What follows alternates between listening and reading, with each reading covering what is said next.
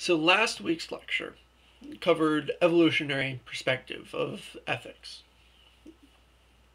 This week, we're going to build on that basis of ethics as altruism failure on a more cognitive level, right? Something that goes beyond the mere biological and approaches a way of looking at and considering it in terms that, couching it in terms that are more, well, less scientific, but fall very much in line with it. It's not going to be a one-to-one ratio between the two, but it's going to be a way of thinking about ethics as more than just altruism and more than just biology, but keeping that pragmatic tint and the basic idea that was there.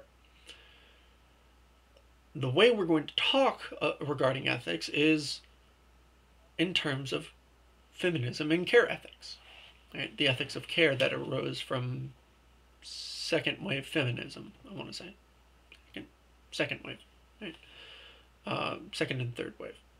So, as a formal theory of ethics, care ethics first emerged as a response by Carol Gilligan to Lawrence Kohlberg's theory of cognitive moral development.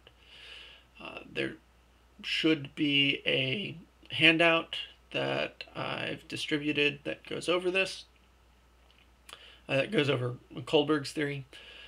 Essentially, Lawrence Kohlberg was a cognitive development psychologist, and his theory posited 6 stages of psychological development that progressed from stage 1 to stage 6, which could be grouped into 3 stages of moral development. Right? So for every stage of moral development, there were 2 corresponding stages of cognitive development. And the way that this went was, we went from having our, the basis of our reasoning being purely externally guided. The infant says, well, my mommy says that sharing is good. Well, my mommy, while the other one says, well, my mommy says I don't have to share if I don't want to. Right? So our sense of justification as being completely determined by some external authority. And then stage 2 of the cognitive development was couched in terms of self-interest, right? When the infant discovers that, they have values and thoughts of their own, and so they start doing things because they want it. They start demanding things because they want. Mine, right? That sort of thing. So that's the second stage of cognitive development, and together they form the first stage of moral development, according to Kohlberg. And he calls this the pre-conventional stage, right? Where the reasoning has no consideration of other people. The justifications we give for our moralizing have nothing to do with other people. They're completely egoistic, right? Or they're completely tied up in either what other people say or what I want immediately. Stage 3 of the cognitive development in Kohlberg's theory is that we start considering our emotional relationships to others, right? Well, does this hurt or help someone that I care about? And that's how we justify things. Stage 4 is our justifications for our actions occur in terms of the rules and expectations of society. Right? Well, this is what society demands, or this rule is to the benefit of society, so we do things this way. So stages 3 and 4 group together to form the second stage of moral development, which he calls the conventional stage, because this is how the average person conventionally thinks about morality in terms of relationships to other people.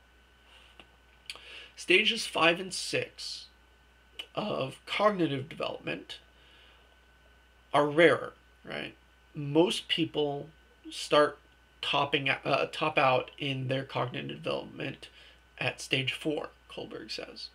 That's not to say that there aren't people who don't think at consistently and live and consider their actions in terms of stage 5 or 6, but they're rarer, and stage 6 even rarer than stage 5. Stage 5 is basically you consider the consequences of your action. How many people will your actions ultimately benefit?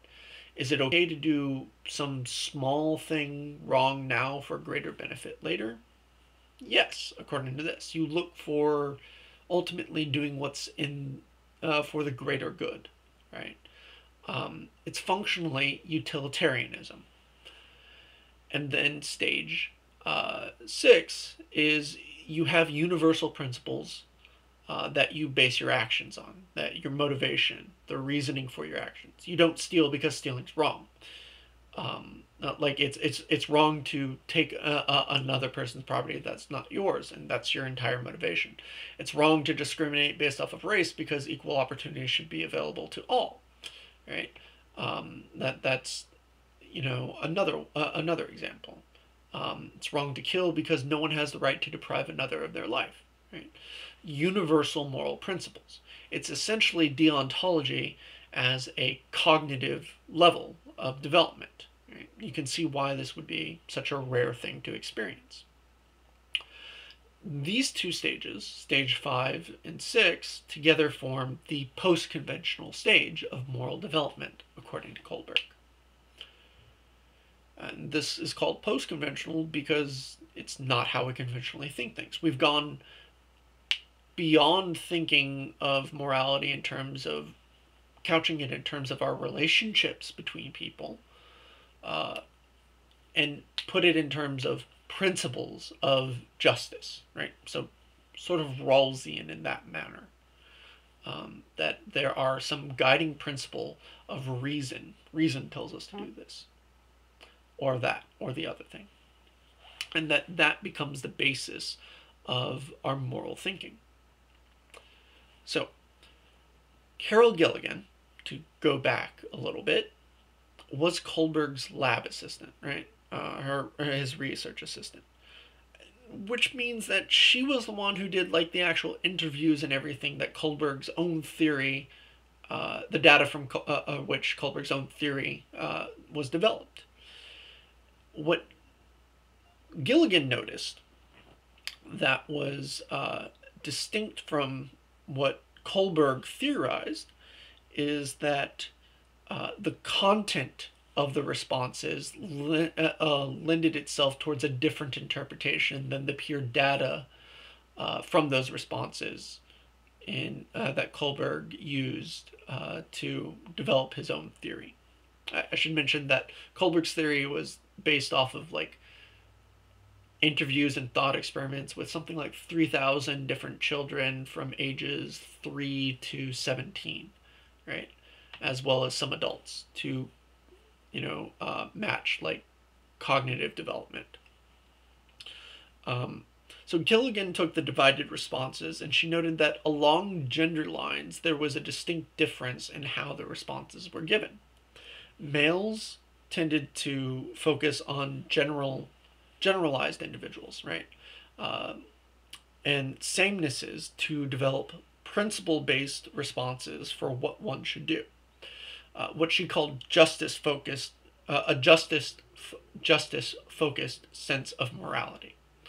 And what this means is that when boys were doing given these thought experiments and told to, give a course of action and explain their reasoning, they tended to, treat it as though anyone else could be placed in that particular context.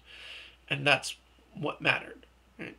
So they tended to give responses that were focused more on generalized rules. Whereas the female participants, in contrast, focused on the concrete individuals, the people who were actually presented in the story. and the differences in their situations, right, to determine what should be done. Right? And this is what Gilligan called a care-focused sense of morality. It was from this difference that Gilligan proposed the ethics of care.